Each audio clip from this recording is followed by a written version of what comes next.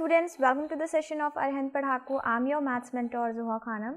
Students आज हम start कर रहे हैं सैम्पल पेपर 2 और आपको पता ही होगा, जिन्हें नहीं पता है उनके लिए मैं फिर से बता देती हूँ. हम लोग स्टार्ट कर चुके हैं सैम्पल पेपर के सेशंस. ओके, आपके 10 सैम्पल पेपर्स हैं जो कि अरिहंत की बुक के हैं. ठीक है, तो अरिहंत पब्लिकेशन की बुक आप परचेज कर लें मैथमेटिक्स के लिए, जिसमें आपके 10 सैम्पल पेपर्स हैं और हम उन्हीं सैम्पल पेपर्स को हर वीडियो में कंप्लीट करेंगे. ओके, सैम्पल पेपर 1 की वीडियो ऑलरेडी कंप्लीट है और जिन्होंने नहीं देखी है वो आप इस वीडियो के डिस्क्रिप्शन बॉक्स में जाकर सारी वीडियोस, इनफैक्ट आपके सैम्पल पेपर 1 के साथ साथ आपकी पिछली केस स्टडीज़ जो मैंने पढ़ाई हैं, सारे चैप्टर्स की वीडियोस जो मैंने बनाई हैं, वो सब आपको मिल जाएंगी. उसकी सबकी लिंक डिस्क्रिप्शन बॉक्स में अवेलेबल है. जिन्होंने नहीं पढ़ा है, जो आज नए हैं, पहली बार पढ़ रहे हैं, वो प्लीज़ उस वीडियोस को चेकआउट करें, बिकॉज ये आपके टर्म 1 के लिए काफ़ी हेल्पफुल होने वाला है. ओके, सो आज हम स्टार्ट करने जा रहे हैं sample paper 2. So before starting let's see some general instructions. तो जनरल इंस्ट्रक्शंस क्या है, आपको पता ही है. आपका पेपर कैसा होगा, 3 सेक्शंस में डिवाइडेड होगा. Okay, in the first section, that is section number A, वहाँ पे आपके 20 क्वेश्चंस होंगे, जिसमें से आपको सिर्फ 16 अटेम्प्ट करने हैं. 16 मार्क्स होंगे उसके. Okay, because 1 question is of 1 mark. Similarly, in section B, you have to attempt 16 questions out of 20. And in section C, जिसमें आपके केस बेस्ड 2 केस स्टडी होंगी. ठीक है, जिसमें केस होगा जिसे आपको स्टडी करके उस पर बेस्ड क्वेश्चन आंसर्स देने हैं, और वो है आपका 8 मार्क्स का. So you have to attempt 8 questions out of 10. Okay, overall paper की बात करें स्टूडेंट्स, तो ओवरऑल पेपर आपका 40 मार्क्स का होगा और इसके लिए आपके पास टाइम सिर्फ 90 मिनट्स होंगे. Okay, so let's see the section A, which is of 16 marks, in which you have to attempt 16 questions only out of 20. but because we are solving the sample paper, so मैं आपको सारे ही questions के solution यहाँ पे बताऊंगी. So the first question, the smallest number by which under root 27 should be multiplied so as to get a rational number. So now question पूछ रहा है कि रैशनल नंबर आ जाए, ऐसे किससे मल्टीप्लाई करें. इसका मतलब अभी अंडर रूट 27 क्या है, इसका मतलब ये एक इरैशनल नंबर है. अगर कोई भी नंबर रैशनल नहीं है, then it is a irrational number. It is very obvious. Now under root 27 को हमें किसी ऐसे नंबर से मल्टीप्लाई करना है जो स्मॉलेस्ट भी होना चाहिए. तो आप ये ध्यान रखिएगा, अदरवाइज इसमें हो सकता है 2 या 3 ऑप्शंस ऐसे आपको मिल जाएं जिससे कि एक रैशनल नंबर बन जाए, बट हमें कौन सा ऑप्शन चूज करना है जो सबसे स्मॉलेस्ट होगा. Right, now one thing I want to clear you, irrational number का डेसिमल एक्सपेंशन क्या होता है, non terminating, non repeating. Keep this in mind. और रैशनल नंबर का डेसिमल एक्सपेंशन टर्मिनेटिंग भी होता है, टर्मिनेटिंग के साथ साथ रिपीटिंग भी हो सकता है. Okay, so terminating, either it is terminating, and if a rational number is non terminating then it will be non terminating repeating. okay, so irrational के साथ सिर्फ एक कंडीशन है कि ये नॉन टर्मिनेटिंग नॉन रिपीटिंग ही होगा. ठीक है, रैशनल के साथ 2 कंडीशन है. नाउ स्मॉलेस्ट नंबर, अगर हम ऑप्शन नंबर फर्स्ट देखें तो अंडर रूट 27 को अंडर रूट 27 से मल्टीप्लाई करने पे आपको मिलेगा 27, which is a rational number. But since आपके पास और भी ऑप्शंस हैं तो हमें स्मॉलेस्ट चेक करना है, तो हमें सारे चेक करने पड़ेंगे. Now taking option number 2, that is 3 under root 3. इसको आप अगर करते हैं स्टूडेंट्स तो आपको क्या मिल जाएगा, देखिए ये अंडर रूट 27 क्या बन जाएगा आपका, 3 अंडर रूट 3 बन जाएगा. सो 3 अंडर रूट 3 से मल्टीप्लाई करेंगे, this will also give you 27. Okay, again a rational number. Option number 3 check कर लेते हैं. ऑप्शन नंबर 3 चेक करेंगे. ठीक है, सो 3 अंडर रूट 3 यानी कि 27 को मैंने ऐसा लिखा हुआ है, अंडर रूट 27 को 3 अंडर रूट 3 को आप अंडर रूट 3 से मल्टीप्लाई करेंगे, आपको क्या मिलेगा, 9, which is a rational number. Now last option is a rational. तो रैशनल को इरैशनल से मल्टीप्लाई करने पे इरैशनल मिलता है, जो कि हमें नहीं चाहिए, तो ये तो ऑप्शन बिल्कुल गलत हो गया.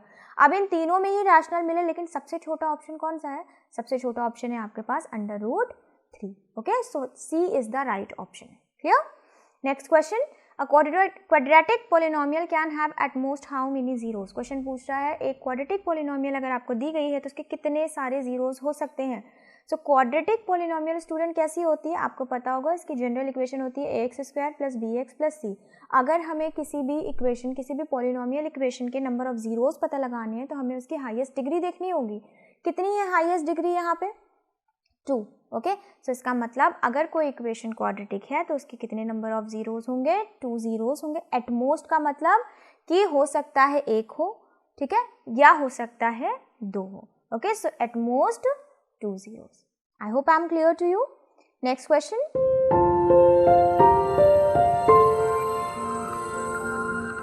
Question number 3, the point of intersection of the coordinate axis. ठीक है, क्वेश्चन पूछ रहा है कौन सा एक्सिस में कौन सा जो ऐसा कोऑर्डिनेट है जो पॉइंट ऑफ इंटरसेक्शन होता है। तो if you remember students, axis कैसी होती है, ये एक्स एक्सिस, ये वाई एक्सिस, तो ये तो सिर्फ यहीं पे इंटरसेक्ट करती है, जिसे हम किस नाम से जानते हैं, ओरिजिन के नाम से जानते हैं। अदरवाइज अगर कोऑर्डिनेट की बात करें तो कोऑर्डिनेट होता है 0 0। So which option? Option number C. Number 4, in triangle ABC it is given that AB is equals to under root 3 and AC is equals to 2 cm। so एक ट्रायंगल है जिसके आपको 2 डायमेंशंस गिवन है। आगे आपको बताया है कि जो AD है वो परपेंडिकुलर नहीं, बाइसेक्टर है खाली एंगल A का, यानी कि एंगल A को AD लाइन 2 इक्वल एंगल्स में डिवाइड कर रही है। दैट मीन्स अगर ये x है तो ये भी आपका x है। देन आपको कैलकुलेट करना है BD ratio DC। Okay, so students आपने पढ़ रखा है कि अगर ट्रायंगल में कोई लाइन आपके एंगल को बाइसेक्ट करती है तो जो जिस अपोजिट साइड पे बाइसेक्टर लाइन आके कट करेगी उनका रेशियो बराबर होता है इन दो साइड्स के रेशियो में जो आपके एंगल को कंटेन कर रहे हैं। ठीक है, यानी कि ये दो एंगल हैं, इनको कौन सी साइड्स कंटेन कर रही है, देख लीजिए, ये साइड कंटेन कर रही है, एक ये साइड कंटेन कर रही है और एक ये आपका बाइसेक्टर की लाइन है। ठीक, सो ये बाइसेक्टर की लाइन जिस रेशियो में डिवाइड करेगी, यानी कि BD रेशियो DC, ठीक है, बाइसेक्टर लाइन इसी रेशियो में अपोजिट साइड्स को डिवाइड कर रही है, तो BD और रेशियो DC का जो रेशियो होगा वो बराबर हो जाएगा आपका AB रेशियो AC, जिसको ये एंगल कंटेन कर रहा है। ठीक है, ये आपकी प्रॉपर्टी होती है कब? जब कोई एंगल डिवाइड होता है इक्वल पार्ट्स में, यानी कि बाइसेक्ट होता है इक्वल पार्ट्स में। So BD ratio DC is equals to AB ratio AC। AB ratio AC आपको पता है अंडर रूट 3 और रेशियो 2। सो इसका मतलब आपको यहाँ से बिल्कुल क्लियर हो गया कि BD और DC का रेशियो भी अंडर रूट 3 रेशियो 2 है।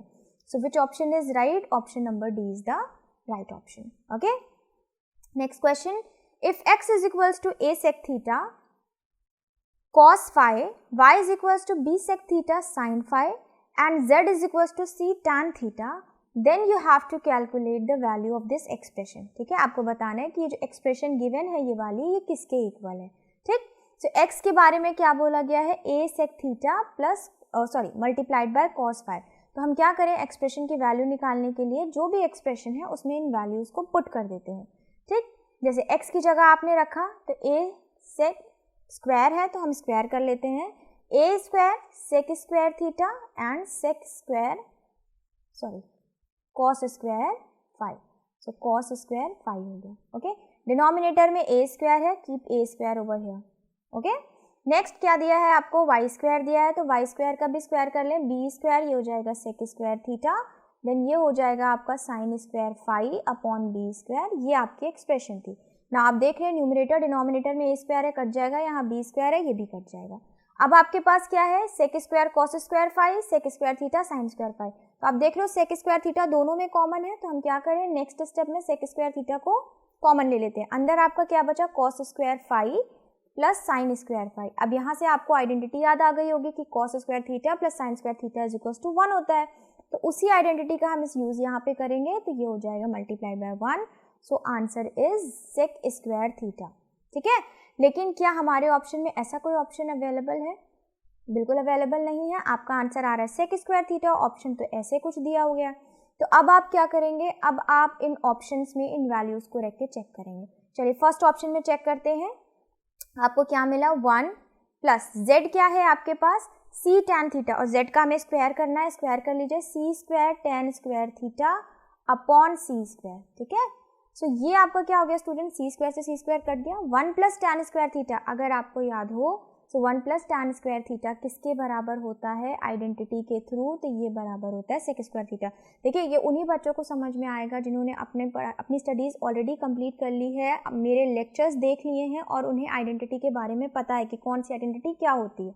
तो यहाँ पे भी देखिए हमने एक आइडेंटिटी का यूज़ किया, यहाँ पे भी हम आइडेंटिटी का यूज़ कर रहे हैं, that 1 plus tan square theta is equal to sec square theta. अब ये वही ऑप्शन है जो आपका यहाँ पे आया, correct. So which option is right, first option ही आपको राइट मिल गया। ठीक है, सो हम बाकी ऑप्शंस पे अपना टाइम बिल्कुल वेस्ट नहीं करेंगे, यही आपका फाइनल ऑप्शन है।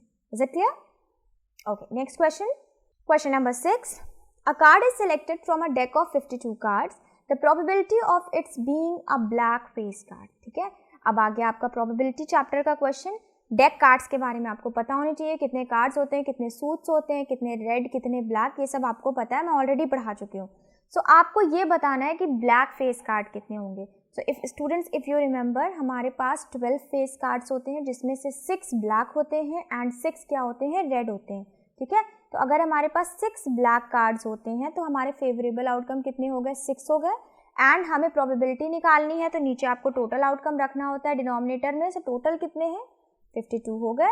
सो आप इसको डिवाइड कर लीजिए, 3 से डिविजिबल है, 3/26 is the option. First option ही आपका क्या हो जाएगा, करेक्ट हो जाएगा। Okay, next question, if a is equals to 2n plus 13 and b is equals to n plus 7 where n is a natural number then HCF of a and b। Question कह रहा है कि n कोई natural number है, a ये है, b ये है, आप ये बताएं कि HCF क्या होगा a b का। तो हम सपोज कर लेंगे n की वैल्यू है 1, बिकॉज नेचुरल नंबर कहाँ से स्टार्ट होते हैं, 1 से स्टार्ट होते हैं। अगर n की वैल्यू है 1 तो a क्या हो जाएगा, 2 × 1 + 13, दैट मीन्स आपका आंसर है 15। सिमिलरली b क्या हो जाएगा, 1 + 7, क्या आंसर आया, 8। अब 15 और 8 का आपको क्या निकालना है, हाईएस्ट कॉमन फैक्टर निकालना है। अब ये दोनों कैसे नंबर हैं, अगर हम देखें तो ये दोनों ऐसे नंबर हैं जिनके बीच में कोई भी कॉमन फैक्टर नहीं होगा। तो जिनके बीच में कोई कॉमन फैक्टर नहीं होता, उनके बीच में सिर्फ 1 कॉमन फैक्टर होता है। So option B is the right option. Okay, next question, 8 the sum and product of zeros of a quadratic polynomial are this। ठीक है, sum and product, so पहले ही लिख लीजिए क्या दिया है, अल्फा प्लस बीटा दिया है 1/3 एंड अल्फा बीटा दिया है -2, ये आपको दिया गया है। तो आपकी क्वाड्रेटिक पॉलिनोमियल क्या बनेगी। तो मैं आपको पढ़ा चुकी हूँ कि स्टैंडर्ड इक्वेशन क्या होती है जब आपको जीरोस दिए गए हो। तो जीरोस के हिसाब से स्टैंडर्ड इक्वेशन होती है x² minus alpha plus beta x plus alpha beta. So हम फटाफट से अपनी सारी वैल्यूज जो गिवन है उसको उठा के चुपचाप इक्वेशन में रख देंगे, आपकी इक्वेशन बन गई। सो x² minus 1/3x plus -2। Okay, मैं इसको थोड़ा सा सिंप्लीफाई कर लीजिए, अच्छी सी बना लीजिए। क्या हो जाएगा, 3 को हम मल्टीप्लाई कर देते हैं पूरी इक्वेशन, बिकॉज आपको पता है आप एक्सप्रेशन को किसी भी नंबर से मल्टीप्लाई डिवाइड कर सकते हो। ठीक है, तो अगर हम ऐसा करेंगे तो ये क्या हो जाएगा, 3x² minus x minus 6, because 3 multiply हो जाएगा, यहाँ मल्टीप्लाई होगा तो डिनोमिनेटर से कट जाएगा। So which option is available, option number D is the right equation. Okay, next question, question number 9, in the given figure P आपको coordinate दिया है, Q कोऑर्डिनेट दिया है, और ये बताया गया है कि ये जो दो कोऑर्डिनेट्स हैं ये ट्राइसेक्शन के पॉइंट है। ठीक है, मतलब कि AB एक लाइन है जिसके कोऑर्डिनेट्स आपको गिवन है। फिगर देखिए, फिगर से समझ में आएगा, AB एक लाइन है, ठीक है, जिसके कोऑर्डिनेट्स गिवन है, उसको हम 3 पार्ट्स में डिवाइड कर रहे हैं। ट्राइसेक्शन, ट्राइसेक्शन का मतलब हो जाता है स्टूडेंट 3 इक्वल पार्ट्स में डिवाइड करना, यानी कि इन सब के बीच का जो रेशियो आएगा वो क्या आएगा, 1:1:1 आएगा। ओके, P और Q के आपको क्या गिवन है, कोऑर्डिनेट्स गिवन है। So question is asking you कि y की वैल्यू निकालिए। ठीक है, क्वेश्चन आपको बोल रहा है y की वैल्यू निकालिए, तो हमें इसकी वैल्यू निकालनी है, करेक्ट। तो हम क्या करें, हम सिर्फ इतने पार्ट को ले लेते हैं, तो इनके बीच का फ्रैक्शन, इनके बीच का रेशियो क्या है, 1:1। तो हमें y तो निकालना है, तो हमें इस पार्ट की कोई ज़रूरत नहीं है। ठीक है, अगर वैसे ही आपको यहाँ पे कोई कोऑर्डिनेट निकालना होता तो हम सिर्फ इतना पार्ट ले लेते, हमें लास्ट पार्ट की कोई ज़रूरत नहीं थी। ठीक है, सो क्या करेंगे, यहाँ पे हम लगाएंगे अपना सेक्शन फार्मूला। कौन सा फार्मूला लगाएंगे, सेक्शन फार्मूला। सेक्शन फार्मूला याद होना चाहिए आप लोगों को, क्या होता है सेक्शन फार्मूला। चलिए मैं लिख देती हूँ, क्या होता है, m1 x2 plus m2 x1 upon m1 plus m2, ये होता है आपका x का। ठीक है, y का क्या हो जाता है, m1 y2 plus m2 y1 upon m1 plus m2, ये हो जाता है आपका y का कोऑर्डिनेट। ठीक है, अब आपको कोऑर्डिनेट्स तो ऑलरेडी गिवन है, बस आपको y की वैल्यू निकालनी है। इसका मतलब q आपको गिवन है 3y। ठीक है, m1 x2 बाई m1 और m2 दोनों के रेशियो यहाँ पे 1 है। ठीक है, तो जस्ट आप x2 और x1 ले लीजिए, x2 है 1, x1 है 5। ठीक है, तो 1 + 5 अपॉन नीचे m1 प्लस m2, यानी कि 1 + 1 2 हो जाएगा। ठीक, इसी तरीके से y का कोऑर्डिनेट ले लेते हैं, क्या हो जाएगा, -5 -3 अपॉन 2। ठीक है, अब हमें सिर्फ y की तो वैल्यू निकालनी है, तो हम क्या करेंगे, y को y से इक्वेट कर देंगे। ठीक, y को y से इक्वेट कर दीजिए, क्या हो जाएगा, y is equals to -8/2 divide कर लीजिए, आंसर क्या आया, y की वैल्यू आ गई -4। Which option is right? Option number C is the right option. Okay. Next question, question number 10. In the given figure, PQ is parallel to BC. ठीक है, ये आपकी PQ जो है ये दोनों लाइन्स पैरेलल हैं. आपको क्या फाइंड आउट करना है? You have to find out the dimension of AQ. Okay. Now क्या गिवन है? ये देखिए आपको ट्राइंगल एक गिवन है. अब ये पैरेलल लाइन ट्राइंगल को किसमें, दो पार्ट्स में डिवाइड कर दे रही है. सो अगर हम ये प्रूव कर सकते हैं कि ये दोनों ट्राइंगल सिमिलर है तो बहुत आराम से BPT का यूज़ करके हम BPT थ्योरम का यूज़ करके यहाँ पे हम अपना निकाल सकते हैं ऑप्शन. चलिए देखिए BPT का कैसे यूज़ करेंगे. पहले तो हमें सिमिलर प्रूव करना है. ये एक एंगल कॉमन हो गया दोनों ट्राइंगल में. देखिए ऐसे एक छोटा वाला ट्राइंगल, एक ये छोटा वाला ट्राइंगल है और ये आपका बड़ा वाला ट्राइंगल है. ठीक है, तो दोनों के बीच में एंगल A कॉमन है. देन कैसे, ये एंगल इसके बराबर होगा 90-90. अगर 90 नहीं भी है तो देखिए ये पैरेलल लाइन है तो ये दोनों एंगल्स कैसे होंगे, करस्पॉन्डिंग बराबर होंगे. So by the angle property we can say that these two triangles are similar. Now if they are similar, what we can use basic proportionality theorem over here. Okay, and according to this the corresponding sides of the ratio of the corresponding sides of the triangle are equal. So हम ratio ले लेते हैं. देखिए छोटे वाले triangle की side ले ली AP हमने और बड़े वाले ट्रायंगल की साइड ले लेते हैं हम AB. ओके, इसी तरीके से छोटे वाले ट्रायंगल की साइड ले ली हमने AQ और उसी की करस्पॉन्डिंग बड़े वाले ट्रायंगल की साइड ले ली AC. Now put the values over यार. AP क्या हो जाएगा, ठीक है, AP आपका गिवन है 6. AB क्या हो जाएगा, देखिए AB यहाँ से यहाँ तक है तो 6 + 4 हो जाएगा. ठीक है, AQ आपको फाइंड आउट करना है. AC आपका क्या हो जाएगा, अगर मान लेते हैं ये X है, ठीक है, तो AQ की जगह आप लिख लीजिए X. ठीक है, AQ की जगह लिख लीजिए X और AC क्या हो जाएगा स्टूडेंट्स, X + 6 हो जाएगा. Okay, now multiply these two values. ये हो जाएगा 6x + 36 और ये हो जाएगा आपका 10x. ठीक है, अब इसको आप सिंप्लीफाई कर लीजिए. 4x हो जाएगा, x की वैल्यू क्या आ गई 9. दैट मीन्स ये AQ की डायमेंशन क्या है 9 centimetre. Option number C. Okay, next question, question 11. If x cos theta is equals to 1 and tan theta is equals to y, then find out the value of x square minus y square. तो अब आप क्या करिए, expression दी है आपको जिसकी value find out करनी है. एक्सप्रेशन में आप वैल्यू रखिए. कहाँ से रखेंगे, देखिए x cos theta equals to 1 तो x बराबर 1 cos थीटा. ठीक है, और y आपको tan थीटा गिवन है.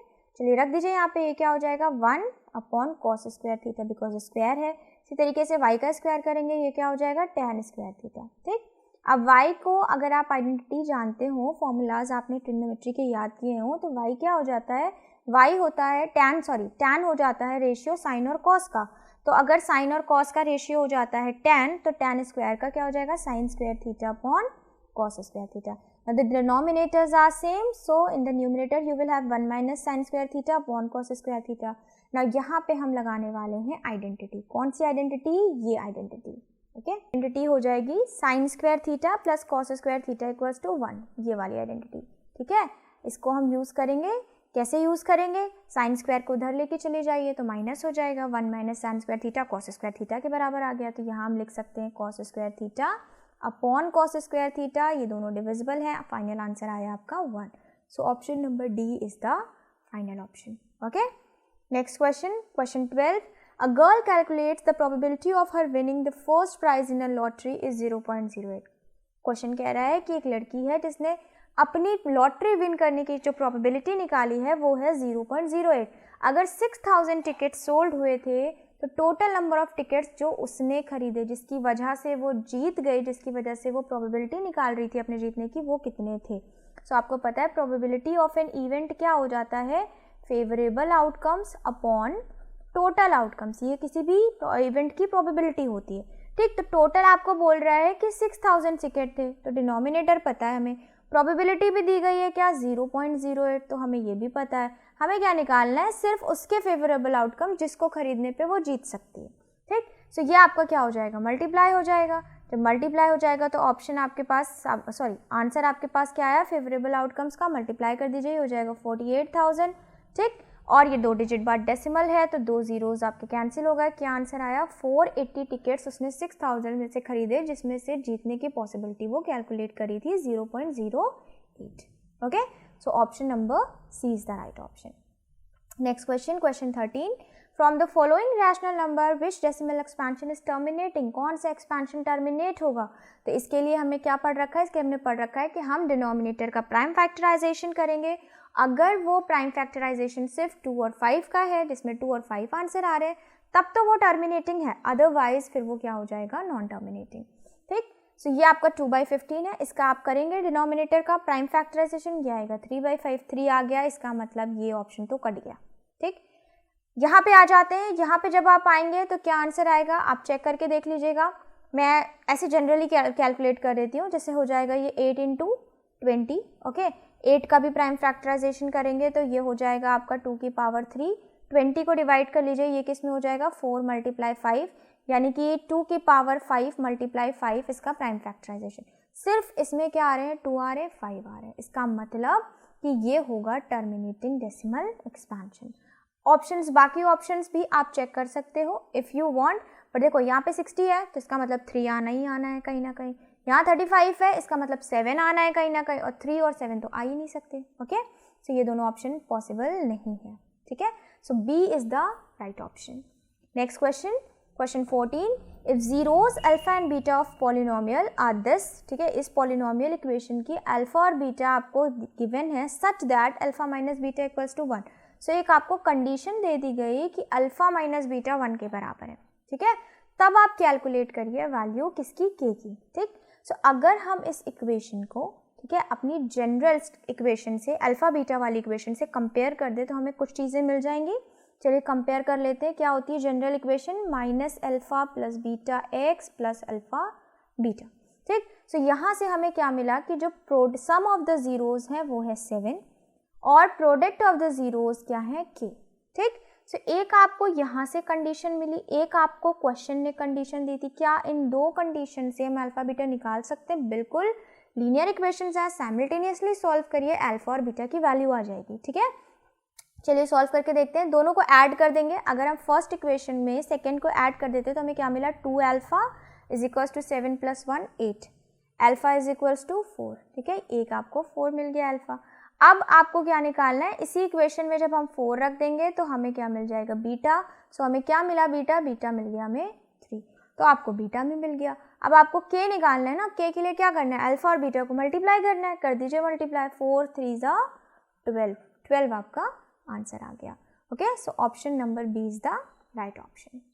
Next question, question 15, if the point P X Y is equidistance from L and M, question कह रहा है एक पॉइंट पी है जो एल और एम से बराबर की दूरी पर है, तो इन एक्स और वाई के बीच का रिलेशन क्या होगा। सो बराबर की दूरी पे तो तभी हो सकती है ना स्टूडेंट्स, सॉरी ये लाइन सेगमेंट है, एल और एम बराबर की दूरी पे तो तभी हो सकती है जब वो बिल्कुल बीचों बीच हो, यानी कि मिड पॉइंट पे हो, तभी तो ये डिस्टेंस और ये डिस्टेंस बराबर होगी। इसका मतलब ये आपको दिया है 5 1, ये आपको दिया है -1 5, पी दिया है एक्स वाई और कह रहे हैं ये बराबर की दूरी पर है, ठीक। सो रिलेशन निकालिए एक्स और वाई का, ओके। नाउ बराबर की दूरी, मिड पॉइंट, इसका मतलब हम कह सकते हैं पी मिड पॉइंट है, तो पी के कोऑर्डिनेट्स निकाल लीजिए। कैसे निकालेंगे, 5 - 1 यानी कि x1 + x2 / 2 और y1 + y2 / 2। यहाँ से p क्या आ गया, यहाँ से आया ये 2 और ये आ गया आपका 3, तो इसका मतलब x किसके बराबर है, 2 के बराबर है, ठीक है, x 2 के बराबर है। y किसके बराबर है, y बराबर है 3 के, ठीक। लेकिन आपको क्या निकालना है, आपको कोई ना कोई रिलेशन निकालना है। तो अगर हम इनको क्रॉस मल्टीप्लाई कर दें तो हमें क्या मिलता है कि 3x = 2y। So which option is right, option number A is the right option, okay. Next question, question number 16, in triangle ABC it is given that AB upon AC is equals to BD upon DC। Question कह रहा है ये एक triangle है जिसमें आपको ये बोला गया है कि AB और AC का रेशियो BD और DC के बराबर है। अभी स्टूडेंट्स हमने 4th क्वेश्चन ऐसा ही किया था। ऐसा कब होता है, जब एंगल A क्या कर रहा हो, ये बाइसेक्ट हो रहा हो, यानी कि AD जो है वो एंगल A को जब बाइसेक्ट करता है तो ये कंडीशन हमारी फुलफिल होती है। इसका मतलब एंगल A यहाँ पे AD जो है वो एंगल A का बाइसेक्टर है। आगे क्वेश्चन बोल रहा है कि एंगल B आपको 60 डिग्री है गिवन है, C 60 डिग्री गिवन है, ठीक है। तो एंगल BAD को कैलकुलेट करिए, वेरी इजी भाई, ये 60 डिग्री, ये 60 डिग्री, तो ये पूरा भी तो 60 होगा, इक्विलेटरल ट्रायंगल है इसका मतलब। अब ये बाइसेक्ट होता है तो 2 से बाइसेक्ट कर दीजिए, 2 से डिवाइड कर दीजिए, क्या आया 30, यानी कि ये भी 30 और ये वाला भी 30। सो BAD मिल गया आपको, क्या मिला 30 डिग्री, ठीक है। आपको बस वो ट्रायंगल की कंडीशन पता होनी चाहिए थी कि ये कंडीशन तभी फुलफिल होती है जब एंगल A बाइसेक्ट हो रहा हो, okay.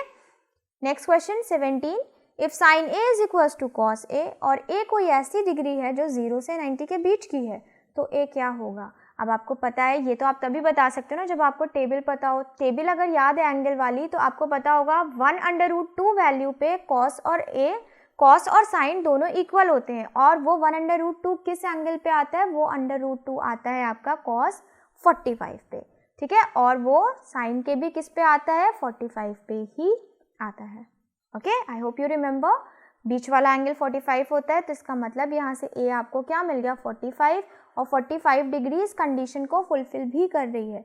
So option number B is the right option, okay. Next question, the probability that it will rain tomorrow, इसकी प्रोबेबिलिटी दी गई है 0.3, क्या प्रोबेबिलिटी होगी if it will not rain tomorrow. अगर क्वेश्चन कह रहा है कि अगर रेन होने की, बारिश होने की प्रोबेबिलिटी आपको पता है, तो बारिश ना होने की प्रोबेबिलिटी क्या हो जाएगी।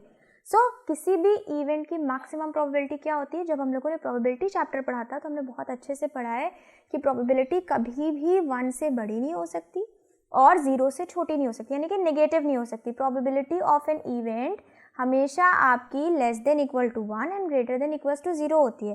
तो अगर किसी के होने की प्रोबेबिलिटी 0.3 है तो ना होने की क्या हो जाएगी स्टूडेंट, 1 से सब्ट्रैक्ट कर दें, आपका आंसर आ जाएगा 0.7। So which option is right, option number C is the right option.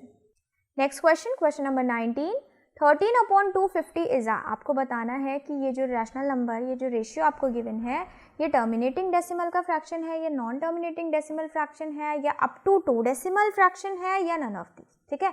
अब ऐसा पता लगाने के लिए हमें सबसे पहले तो ये चेक करना पड़ेगा क्या ये अपने सिंपलेस्ट फॉर्म में अवेलेबल है। जाहिर है 13 की टेबल में आपका 125 या 1250 नहीं आता, तो इसका मतलब ये अपने सिंपलेस्ट फॉर्म में अवेलेबल है। अब इसके बाद हमें क्या करना होगा, हमें इसके जो डिनोमिनेटर उसके प्राइम फैक्टर्स निकालने होंगे। तो सबसे पहले चलिए प्राइम फैक्टर्स निकाल लेते हैं, ठीक है। इसको डिवाइड कर लीजिए 125 × 10 में, ठीक। ये मेरा तरीका है, मैं उसे जनरल तरीके से नहीं निकालती हूँ, आप ऐसे भी निकाल सकते हो, उससे भी आएगा। अब ये हो जाएगा 5 का क्यूब, ये हो जाएगा 5 × 2। इसका मतलब आपके जो प्राइम फैक्टराइजेशन आएंगे वो क्या होंगे, 5 की पावर 4 × 2, किसका 1250 का। अब ये 5 और 2 है, इसका मतलब कि इसका जो डेसिमल होगा, एक्सपेंशन होगा, वो टर्मिनेटिंग है, बिकॉज 2 और 5 के अलावा कुछ भी नहीं आ रहा है, ठीक। दो ऑप्शंस आपके पास ऐसे अवेलेबल हैं जिसको आपको चेक करना पड़ेगा, बिकॉज अगर टर्मिनेटिंग है तो कितने डेसिमल बाद टर्मिनेटिंग है, इस तरीके का भी एक ऑप्शन अवेलेबल है, तो उसे भी चेक करिएगा। तो इसमें कह रहा है 2, बट क्या यहाँ पे 2 होगा, बिल्कुल नहीं होगा। हाईएस्ट पावर देखते हैं, हाईएस्ट पावर है 4, इसका मतलब ये डेसिमल एक्सपेंशन 4 डिजिट्स बाद टर्मिनेट होगा। सिर्फ हमारे पास एक ऑप्शन अवेलेबल है, वो है क्या, terminating decimal fraction, okay. Next question 20, आपको कैलकुलेट करनी है इस एक्सप्रेशन की वैल्यू, जिसके लिए आपको टेबल लर्न होनी चाहिए एंगल वाली, तभी आप कैलकुलेट कर पाएंगे। साइन 60 की वैल्यू क्या होती है स्टूडेंट, साइन 60 की वैल्यू होती है √3/2। कॉट 45 की क्या वैल्यू होती है, आपको पता है 1। कोसेक 30, ना कोसेक 30 के लिए मैंने आपको बताया था, कोसेक मत याद करिए, आपको अगर ये पता है कि साइन का उल्टा होता है तो जस्ट साइन की वैल्यू को रिवर्स कर लीजिए, ठीक है, उसका मल्टीप्लिकेटिव इनवर्स ले लीजिए। साइन 30 क्या होता है, साइन 30 होता है 1/2, उसका इनवर्स ले लेंगे तो क्या हो जाएगा 2। नेक्स्ट क्वेश्चन, नीचे का जो डिनोमिनेटर वाला पार्ट है इसमें देखिए सेक 60 के लिए आप cos 60 याद कर लीजिए, cos 60 होता है 1/2, तो सेक हो जाएगा उसका उल्टा यानी कि 2, माइनस cos 30 होता है √3/2, ओके, और tan 45 होता है 1। अब आप क्या करिए, इसे सिंप्लीफाई करिए। चलिए पहले न्यूमरेटर को सिंप्लीफाई करते हैं, तो ये हो जाएगा √3/2 - 1, डिनोमिनेटर करते हैं तो ये हो जाएगा 3 - √3/2, और सिंप्लीफाई कर लेते हैं, यानी कि इसका जो डिनोमिनेटर पार्ट है वो हटा दें, यानी कि √3 - 2, ठीक, और यहाँ से हो जाएगा आपका 6 - √3। अब आप सोच रहे होंगे मम्मी वाला 2 कहाँ गया, तो ये आपका 2 यहाँ कॉमन डिवाइड में होगा, ये आपका 2 यहाँ भी कॉमन, तो ये कैंसिल आउट हो जाएंगे, ठीक। अब आपके पास ऊपर क्या बचता है, √3 - 2, नीचे क्या बचता है 6 - √3। ऐसा कोई ऑप्शन अवेलेबल है, देख रहे हैं आप यहाँ पे, नहीं। क्योंकि कभी भी हम डिनोमिनेटर में स्क्वायर रूट नहीं लेते हैं, हम क्या करते हैं उसे हटा देते हैं और उसको हटाने के प्रोसेस को क्या कहा जाता है, रैशनलाइज करना। तो हम क्या करेंगे, रैशनलाइज कर देंगे किससे, डिनोमिनेटर के वैल्यू से, लेकिन अपोजिट साइन के साथ। तो डिनोमिनेटर है 6 माइनस अंडर रूट 3, तो हम लेंगे 6 प्लस अंडर रूट 3 से मल्टीप्लाई और डिवाइड, इसे कहते हैं रैशनलाइज करना। आपको पहले से ही आता होगा। अब क्या करिए, न्यूमरेटर को न्यूमरेटर से मल्टीप्लाई कर लीजिए, भाई फ्रैक्शन तो ऐसे ही मल्टीप्लाई होते हैं और तो कोई तरीका है नहीं, और डिनोमिनेटर को डिनोमिनेटर से। लेकिन जब आप डिनोमिनेटर से करेंगे तो यहाँ पे हमें आइडेंटिटी लगानी होगी। कौन सी आइडेंटिटी, कि a minus B multiply a plus B will give you a square minus B square.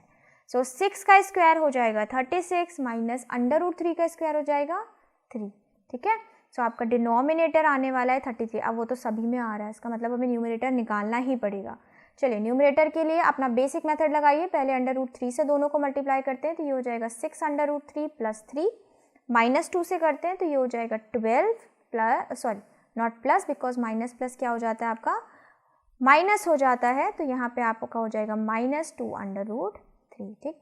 अब ये क्या हो जाएंगे, ये दो लाइक हो जाएंगे, ठीक है, जैसे लाइक डेसिमल लाइक फ्रैक्शन वैसे ही हो जाता है। ये भी क्या हो जाएगा 4 अंडर रूट 3, 12 में से 3 माइनस हुआ, क्या हो जाएगा -9 अपॉन 33।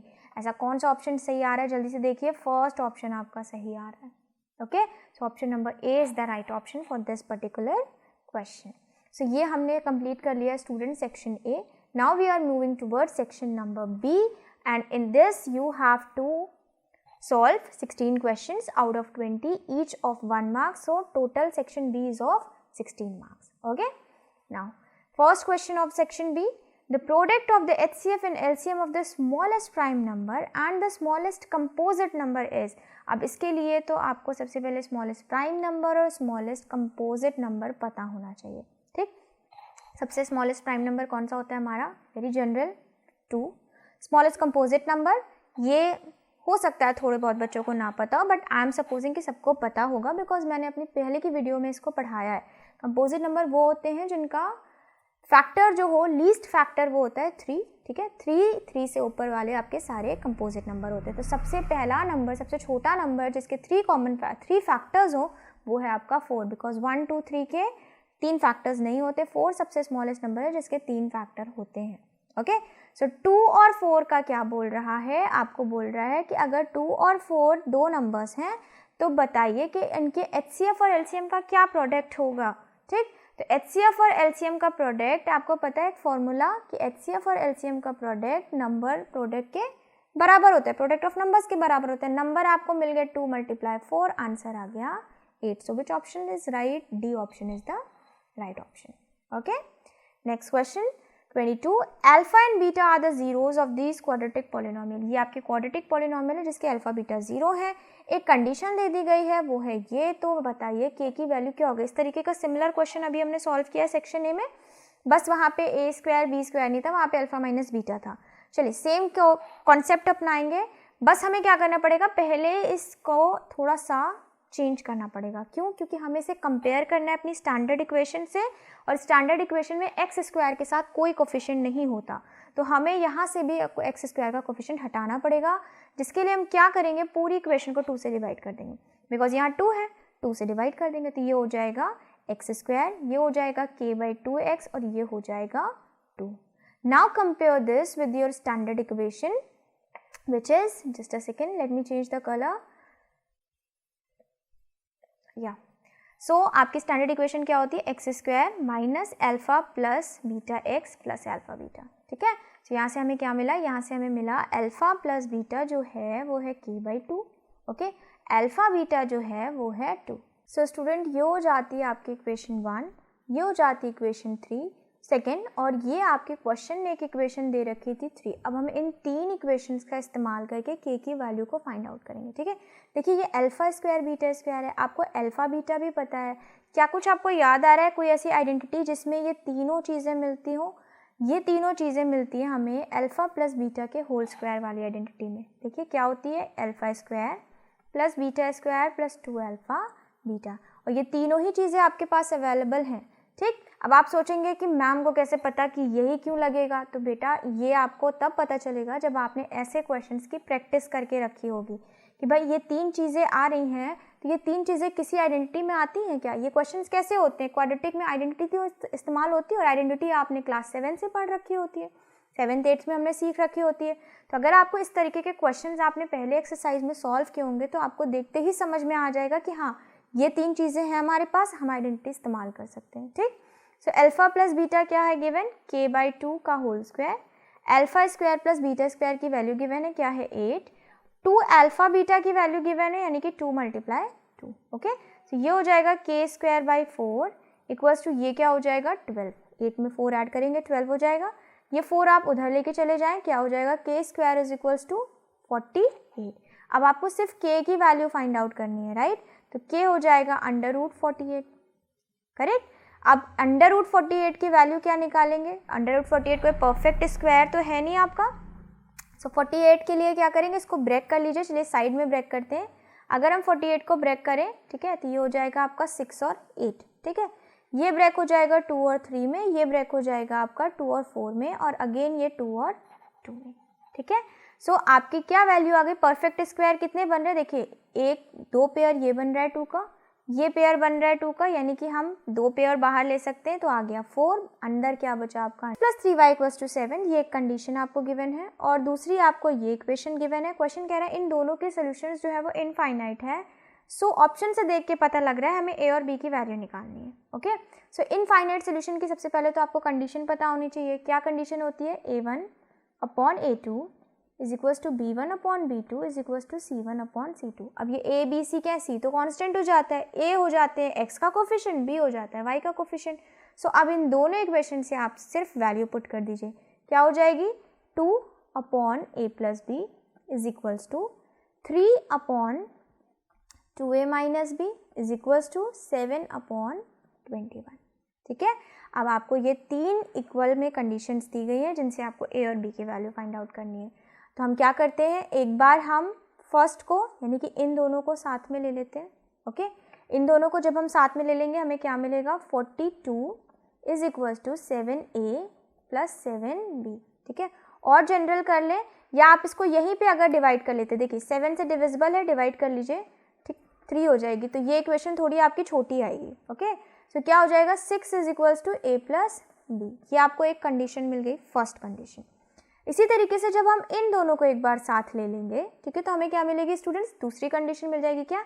9 = 2a - b। ये आपको मिल गई दूसरी कंडीशन। ठीक है, एक बार हमने इसको इसके साथ लिया, एक बार हमने इसको इसके साथ लिया। ओके, नाउ 2 कंडीशन मिल गई, अब इन्हें हम साइमल्टेनियसली सॉल्व कर सकते हैं। चलिए ऐड कर देते हैं दोनों को, तो ये b और b कैंसिल आउट हो जाएंगे। ठीक, ये क्या हो जाएगा? 9 + 6 15, और ये हो जाएगा 3a। तो यहाँ से a क्या मिल गया हम लोगों को? a मिल गया 5। a मिल गया, किसी भी इक्वेशन 1 में या 2 में रख दीजिए उठा के, तो आपको b क्या मिल जाएगा? b मिल जाएगा 6 - a, तो ये हो जाएगा 6 - 5 = 1। सो a और b की वैल्यू मिल गई 5 और 1। सो 5 और 1 किस में है? ऑप्शन नंबर बी में है। ठीक है, सो इस 2 वैल्यूज पे ये दोनों इक्वेशंस क्या देंगी? इनफाइनाइट सोल्यूशन देंगी। Next question student, question number 24. The coordinates of one of the points of the trisection of the line segment joining the points P Q. Question कह रहा है PQ एक लाइन सेगमेंट है जिसको trisection किया गया, यानी कि इसको 3 इक्वल पार्ट्स में डिवाइड किया गया है, तो आप उसमें से किसी एक का कोऑर्डिनेट बताइए।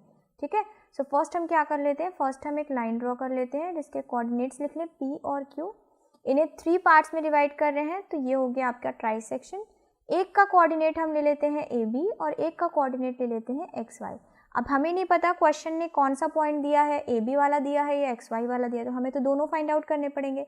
बट हम क्या जानते हैं, जब हम AB निकालेंगे, ठीक है, सो सिंस रेशियो सबके बराबर है तो हमारे लिए PQ का P से A तक का रेशियो हो जाएगा 1 और यहाँ से Q तक का, ठीक है, ये हो जाएगा 2, बिकॉज ये 2 पार्ट्स बराबर हैं और हमें ये कोऑर्डिनेट निकालने के लिए इनको साथ में लेना पड़ेगा, बिकॉज ये वाला तो आपको पता नहीं है।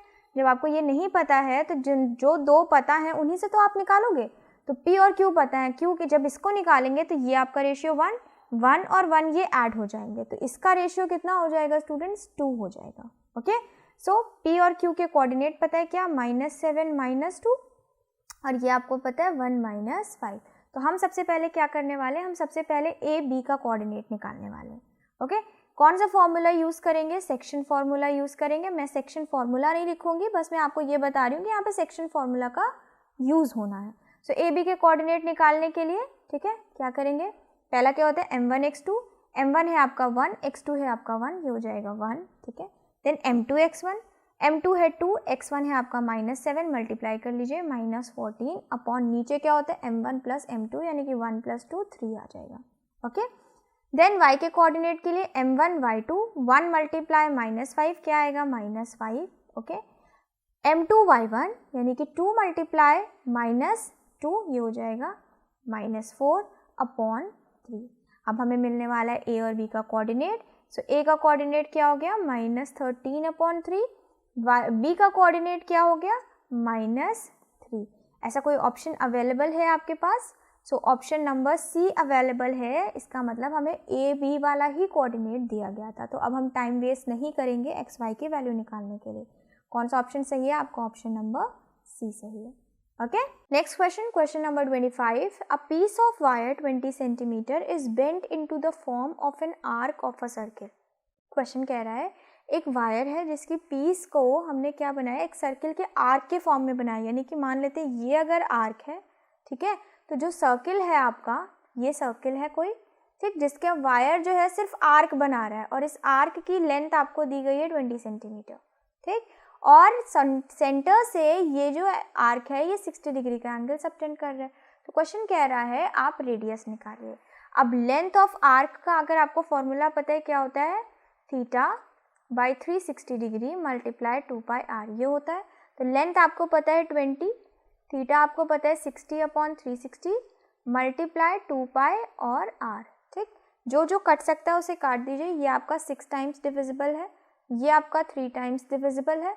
अब हम जो वैल्यूज़ r को छोड़ के सारी राइट हैंड साइड लेके चले जाएंगे तो r आपको क्या मिलेगा? 60 upon π। So which option? Option number D is the right option, okay.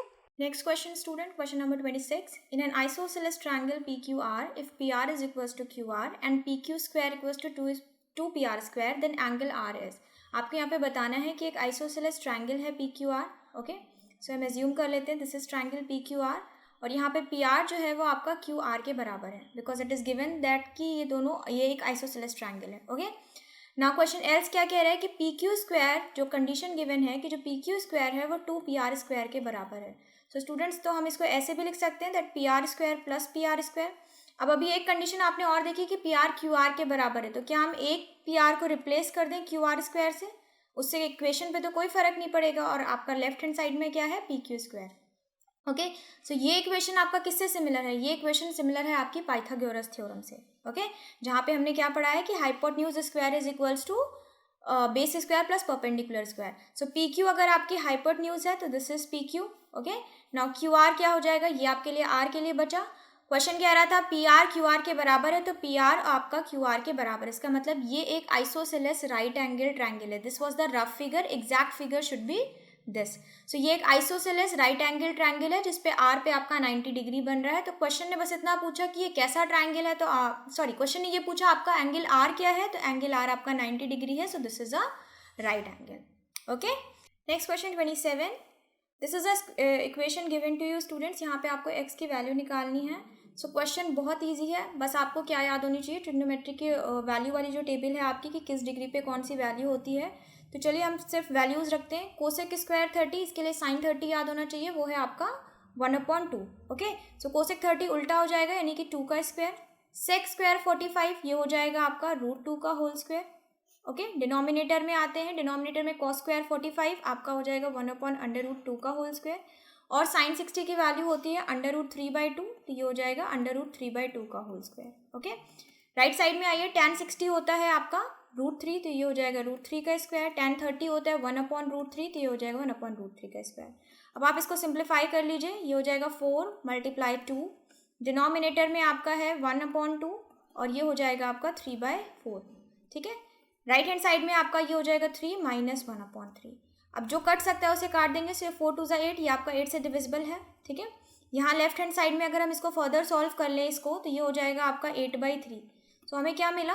That 8x is equals to 8x/3 is equals to 8/3. So 8/3 divisible है, x की वैल्यू आ गई आपकी 1. So option number A is the right answer. Next question student, question 28. Two dices are thrown simultaneously, then the number of possible outcomes for getting the sum from 3 to 10. Question कह रहा है दो dice को हम simultaneously throw करते हैं, क्या possibility होगी कि जो दोनों डाइस पे सम आए वो 3 से 10 के बीच का है.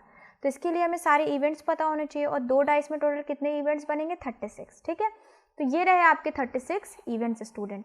अब इसमें देख लीजिए कौन कौन से इवेंट्स में 3 से सम 10 के बीच का आ रहा है. देखिए फर्स्ट रो में अगर हम बात करें तो यहाँ से लेके यहाँ तक 3 से 10 के बीच का है. सिमिलरली पूरी सेकंड रो भी आपकी कंप्लीट हो जाएगी, थर्ड रो भी हो जाएगी और फोर्थ रो भी हो जाएगी, बिकॉज यहाँ तक आपका 10 ही सम आएगा.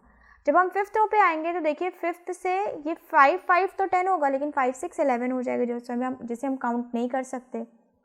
उसी तरीके से जब हम 6 वाले पे आएंगे तो 6 से लेकर 6 4 तक तो 10 है, इसके बाद ये दो एलिमेंट काउंट नहीं कर सकते. तो अगर हम फेवरेबल देखें कि कितने फेवरेबल इवेंट्स हैं जिनका सम 3 से 10 के बीच में आ रहा है, तो 4 को छोड़ के बाकी सारे आपके फेवरेबल हैं. इसका मतलब 36 में से अगर हम 4 माइनस कर दें तो फेवरेबल हो गए 32. ओके, और अब अगर आपको इसकी पॉसिबिलिटी निकालनी है तो डिनोमिनेटर में आपको टोटल इवेंट्स रखने पड़ेंगे जो हैं 36. इसको सिंप्लीफाई कर लीजिए, ये हो जाएगा 8/9. ठीक है, ये पॉसिबिलिटी बोल रहा था, ये हमने पॉसिबिलिटी निकाली. क्वेश्चन सिर्फ इतना पूछ रहा है कि कितने पॉसिबल आउटकम्स होंगे, तो हमारा आंसर हो जाएगा 8.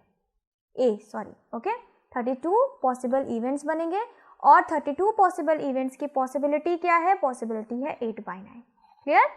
नेक्स्ट क्वेश्चन पे चलते हैं. Question 29. The sum of powers of prime factors of 196. Question कह रहा है 196 के आप प्राइम फैक्टर्स निकालिए, देन उनके पावर्स का सम करिए. ठीक है, सो 196 के आप प्राइम फैक्टर्स निकालेंगे. 196 किसका स्क्वायर होता है, 14 का स्क्वायर होता है, यानी कि 14 × 14. इनके फैक्टर्स क्या हो जाएंगे, 2 का स्क्वायर और 7 का स्क्वायर. ये आ गए आपके प्राइम फैक्टर्स. अब क्वेश्चन बोल रहा है इनकी पावर्स का क्या कर दीजिए, सम कर दीजिए. तो 2 एक पावर आई, दूसरी की भी पावर 2 आई, सम क्या हो गया 4. So option number C is the right option. Next question 30.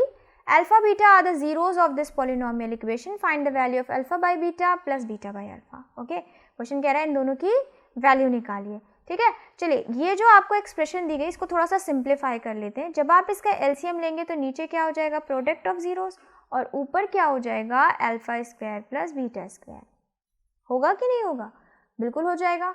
ठीक है, देखिए अब आपको अल्फा स्क्वायर भी मिल गया, बीटा स्क्वायर भी मिल गया, अल्फा बीटा भी मिल गया. इसका मतलब ये कहीं ना कहीं वो आइडेंटिटी का पार्ट बन रहा है. ठीक, अब यहाँ वाली इक्वेशन से आप क्या करिए, अल्फा प्लस बीटा निकाल लीजिए, यानी कि सम ऑफ जीरोज और प्रोडक्ट ऑफ जीरोज निकाल लीजिए.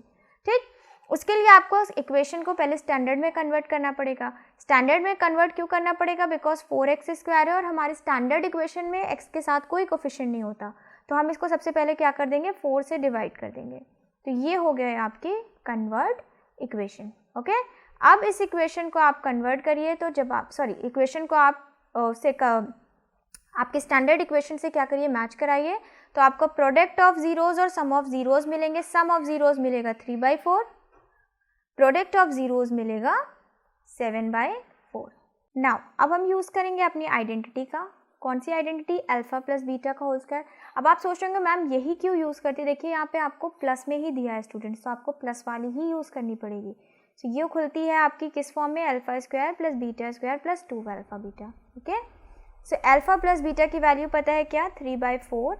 ओके, जस्ट अ सेकेंड, 3/4 का whole square equals to alpha square plus beta square. आपको नहीं पता, अल्फा बीटा आपको पता है, क्या पता है, 2 × 7/4. ठीक है, यहाँ से हम क्या कैलकुलेट कर लेंगे, यहाँ से हम alpha square plus beta square की वैल्यू कैलकुलेट करेंगे. ये क्या हो जाएगा, मल्टीप्लाई करने पे 9/16 यानी कि स्क्वायर करने पे.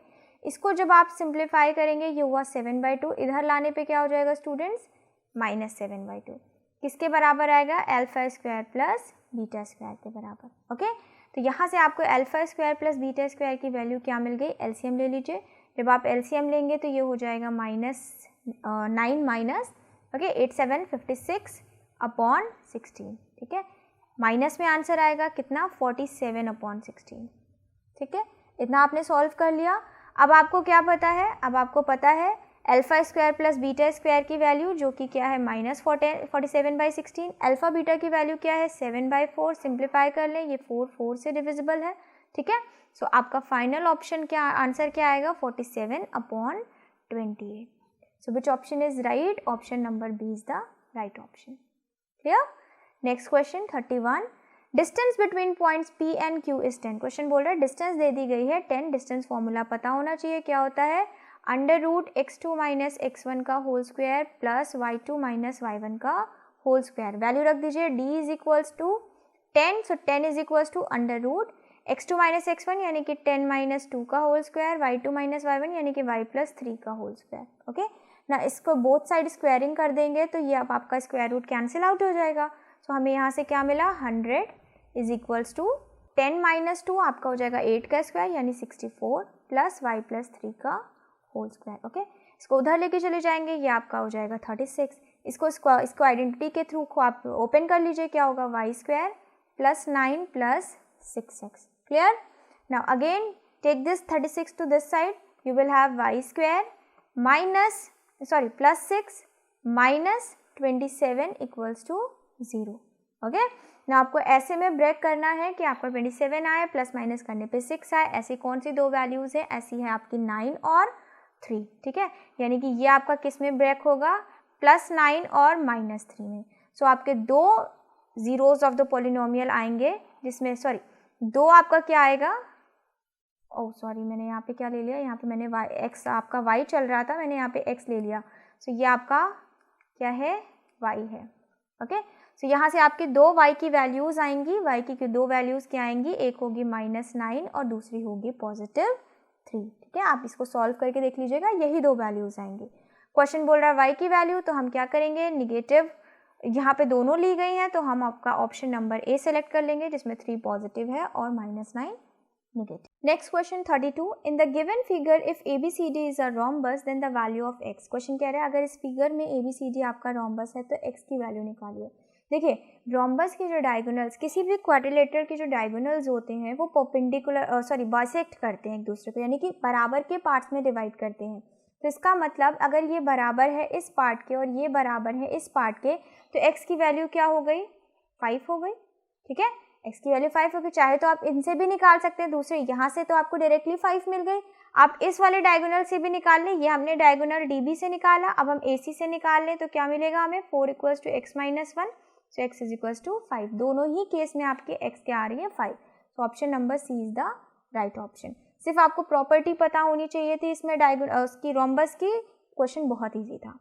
नेक्स्ट क्वेश्चन, अगर sin थीटा - cos थीटा 0 के बराबर है तो sin 4 थीटा + cos 4 थीटा की आप वैल्यू बताएं, किसके बराबर होगा? तो देखिए, sin थीटा cos थीटा क्या है? 0 के बराबर है। sin तो आप उस साइड लेके चले जाए तो sin और cos क्या हो जाएंगे? बराबर हो जाएंगे। और ये कौन सी डिग्री पे बराबर होते हैं? ये आपके बराबर होते हैं 45 डिग्री पे। तो थीटा आपको क्या मिल गया स्टूडेंट्स? थीटा यहाँ से आपको मिल गया 45 डिग्री। ओके, सो sin 45 क्या होता है? 1/√2। ओके, सो ये हो जाएगा 1/√2 का होल 4। उसी तरीके से cos 45 क्या हो जाता है आपका? 1/√2, ये भी हो जाएगा 1/√2 का होल 4। ये आपका क्या आया? 1/4, ये आपका क्या आया? 1/4। ऐड कर लीजिए, क्या आएगा आपका? 2/4 आएगा। ठीक है, so final answer is 1/2, option number C. Next question 34. A letter is chosen at random from English alphabets. एक लेटर चूज किया जाता है रैंडमली सारे इंग्लिश अल्फ़ाबेट से। क्या प्रोबेबिलिटी है कि जो लेटर चूज किया जाए वो V को सक्सीड करता हो, यानी कि V से बड़ा हो? तो V से बड़े आपके पास कितने होते हैं? W, X, Y, Z, यानी कि 4 लेटर्स। V के बाद क्या आता है? अल्फ़ाबेटिकल ऑर्डर में देखिए RSTUV WXYZ, यानी कि WXYZ। तो कितनी प्रोबेबिलिटी है? 4 लेटर्स आने की ही फेवरेबल आउटकम्स है। और कितने में आ सकते हैं? 26 में। ठीक है, डिवाइड कर लीजिए, क्या आंसर आया? 2/13। So option number A is the right option. Next question 35. Which of the following rational numbers are terminating decimal? Very easy question. सबसे पहले चेक करिए फ्रैक्शन सिंपलेस्ट फॉर्म में है, कौन सा फ्रैक्शन सिंपलेस्ट फॉर्म में नहीं है? आई थिंक सारे ही फ्रैक्शन आपके सिंपलेस्ट फॉर्म में। फिर क्या चेक करेंगे? फिर हम डिनोमिनेटर के प्राइम फैक्टराइजेशन चेक करेंगे। देखिए, इसका प्राइम फैक्टराइजेशन करेंगे, 5 का स्क्वायर आएगा। 18 3 से डिविजिबल है, इसका मतलब कहीं ना कहीं इसके प्राइम फैक्टर में 3 आने वाला है, तो ये नॉन टर्मिनेटिंग है। ये भी 3 से डिविजिबल है, इसका मतलब कहीं ना कहीं 3 आने वाला है, नॉन टर्मिनेटिंग है।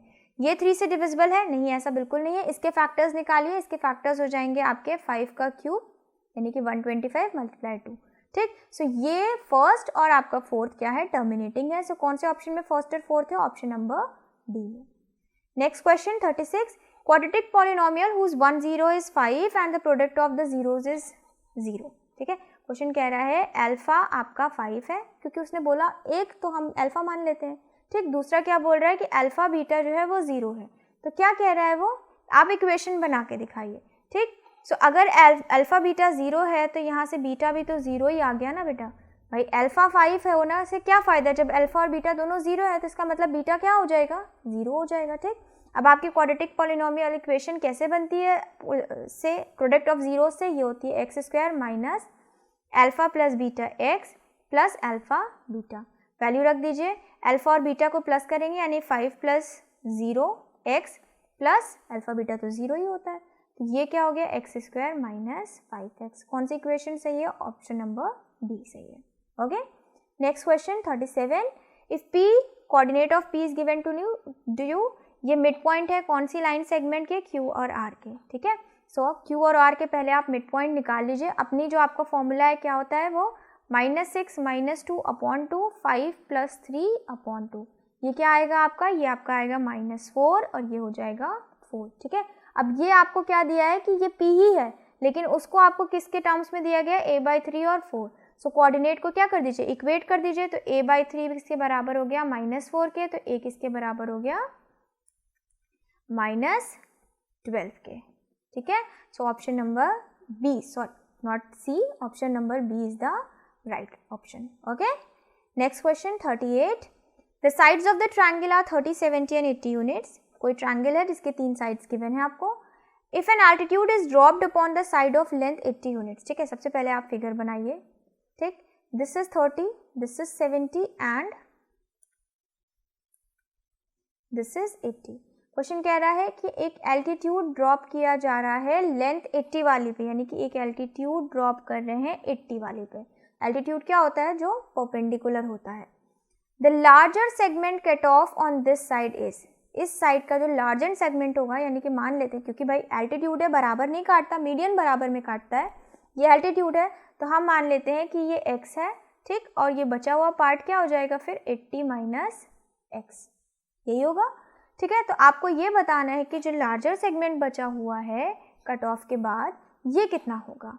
ओके, नाउ देखिए, अगर हम ऑप्शन से लेके चलेंगे इस क्वेश्चन को, अगर हम मान लेते हैं कि आपका लार्जर सेगमेंट 62 है, ठीक है, मान लेते हैं x 62 है तो ये 62 है। ओके, सो अगर ये 62 है, ओके, सो ये जो आपकी एक परपेंडिकुलर दी गई है, पहले आप इसको एक नेमिंग कर लीजिए ABCD, ठीक है। अब ये AD क्या है, ये दोनों में कॉमन है, ठीक है। इस कॉमन से सबसे पहले हम एक इक्वेशन बना लेते हैं। क्या इक्वेशन, कि दोनों ही साइड आपके क्या है, राइट एंगल ट्रायंगल है, तो AD स्क्वायर, अगर हम इस साइड वाले ट्रायंगल की बात करें तो AD स्क्वायर किसके बराबर हो जाएगा, AB square plus BD square के, करेक्ट। अगर हम इस साइड वाले ट्रायंगल की बात करें तो AD स्क्वायर किसके बराबर हो जाएगा, AC square plus BC square के, ठीक है। दोनों AD ही की तो आपकी डायमेंशन है, दोनों को इक्वेट कर दीजिए। जब आप इक्वेट करेंगे तो क्या कंडीशन बनेगी, देखिए क्या बनेगी, AB square plus BD square equals to AC square plus DC square, ये कंडीशन बनेगी, ठीक। AB की क्या वैल्यू है 30, मतलब 900 हो जाएगा। BD आपको नहीं पता है, ठीक, मान लेते हैं अभी नहीं पता हमें।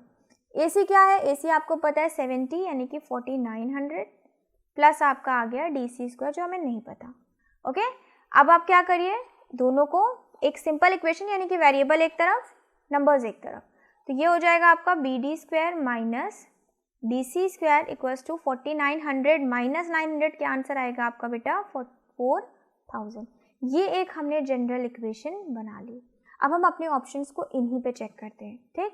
पहला आपका क्या है, देखिए ये BD माइनस DC है ना, इसमें आप आइडेंटिटी लगा लो, क्योंकि जब भी कैलकुलेशन छोटा करना हो, अगर आइडेंटिटी लग सकती है तो बिल्कुल आइडेंटिटी लगाइए। जब हम आइडेंटिटी लगाएंगे तो ये आपकी जो इक्वेशन है ये किस में कन्वर्ट हो जाएगी, A square minus B square है, इसको A plus B minus B में ब्रेक कर लेते हैं, तो ये हो जाएगा BD प्लस DC, और ये किसके बराबर आना चाहिए, 4000 के बराबर, ठीक है।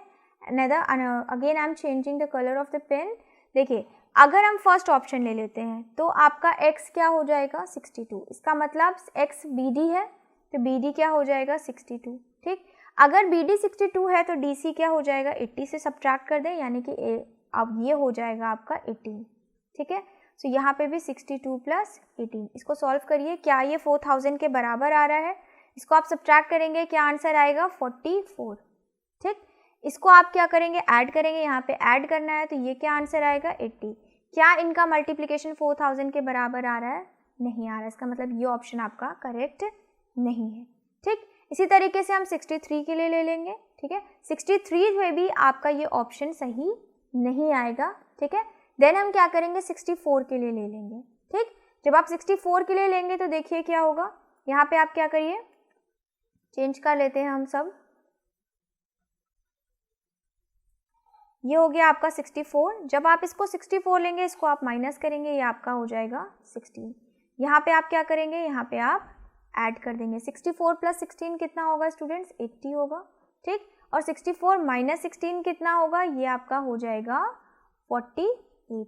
क्या 48 और 80 पे आपका 4000 आएगा, बिल्कुल नहीं आएगा, इसका मतलब ये थर्ड ऑप्शन भी आपका क्या है, गलत है।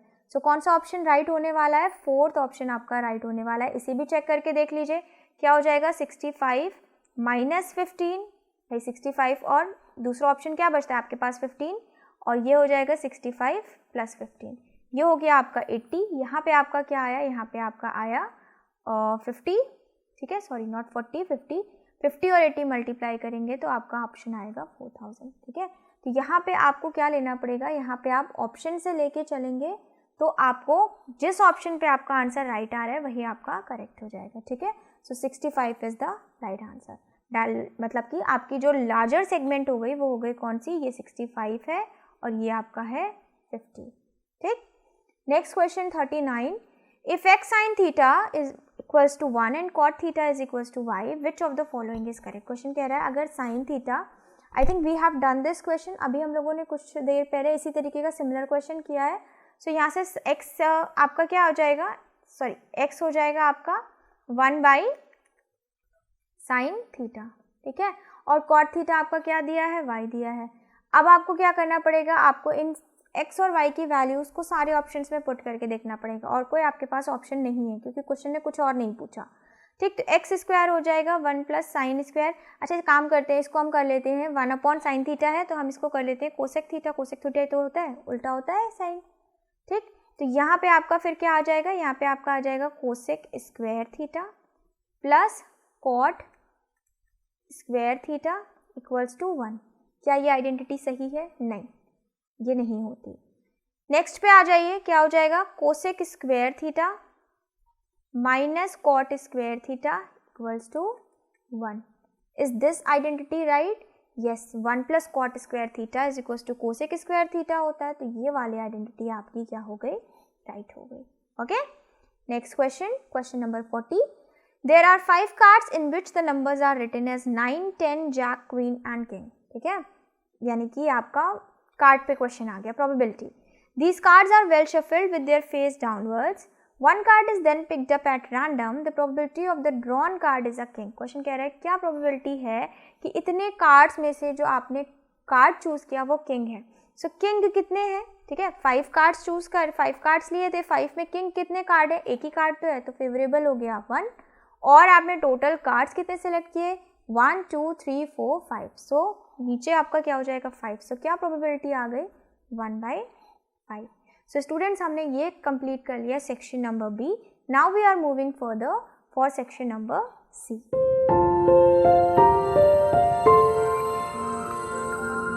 So next section is section C, which is of 8 marks, and this is a case study based question. In this you have 10 questions and you have to attempt only 8. Okay, so let's see the first case study. So first case study, a earring is a small piece of jewelry which has a hook pin at the back side so that it can be fastened on ears. earring की बात हो रही है, जो आपने देखा होगा, girls तो ऑब्वियसली इस चीज़ से वाकिफ़ हैं, बट जो बॉयज़ हैं उन्होंने भी कहीं ना कहीं earring तो देखी होगी, चाहे आपकी मदर की देखी हो, आपके सिस्टर की देखी हो, तो एयरिंग कैसी होती है, एक ज्वेलरी का पीस होता है जिसमें आपके पीछे पे एक हुक लगा होता है ताकि आप उसे टाइट कर सकें, like we use to do. Designs of some earring are shown below, आपकी ये कुछ डिजाइंस दी गई हैं ABC। ए डिज़ाइन जो है इसमें earring A is made with platinum wire in the form of a circle with diameter 28 millimetre. Okay, question कह रहा है ए जो है ये आपकी डायमंड प्लैटिनम के वायर की बनी हुई है सर्किल के शेप में जिसका डायमीटर 28 मिलीमीटर है। जो वायर यूज़ किया गया है for making 4 diameters which divide the circle into 8 equal parts. Wire use किए गए हैं जो आपके सर्किल को 8 इक्वल पार्ट्स में डिवाइड कर रहे हैं, ठीक है। अब वायर मतलब 4 डायमीटर्स ही तो है, देखिए ये एक डायमीटर, ये सेकेंड डायमीटर, ये थर्ड हो गया, ये फोर्थ हो गया, जिसने सर्किल को 8 पार्ट में डिवाइड कर दिया। Now design B, it should be design B. Earring B is made 2 colours platinum of silver, ठीक है। अब जो एयरिंग बी है ये 2 कलर्स की बनी हुई, एक प्लैटिनम की एक सिल्वर की। जो आउटर पार्ट्स है वो प्लैटिनम का है, ठीक, यानी कि जो बाहर वाला पार्ट है ये वाला जो पार्ट है ये प्लैटिनम का है और जो अंदर वाला पार्ट है ये किसका है, सिल्वर का है। The circumference of the silver part is 88 millimetre, यानी कि अंदर वाले का सर्कमफ्रेंस दिया है 88 millimetre, okay. And the platinum part is 7 millimetre wide everywhere. Question कह रहा है कि जो ये पार्ट है ना प्लैटिनम वाला ये 7 मिलीमीटर चौड़ा है। सो अगर ये अंदर वाला 88 है, बाहर वाला 7 मिलीमीटर चौड़ा है, तो बाहर वाले का क्या हो जाएगा, ठीक है। अभी देखिए सर्कमफ्रेंस दिया है तो सर्कमफ्रेंस में तो 7 नहीं ऐड कर सकते, रेडियस में 7 ऐड करेंगे ना, तभी तो हमें आउटर रेडियस पता चलेगी। तो सबसे पहले हमें रेडियस निकालना पड़ेगा, वो हम फर्दर निकाल लेंगे अगर हमसे क्वेश्चन पूछता है तो। अब आपसे आगे क्या कह रहा है, इन डिजाइन्स को ऑब्जर्व करिए और इन क्वेश्चंस को आंसर करिए। कौन से क्वेश्चंस, लेट्स सी।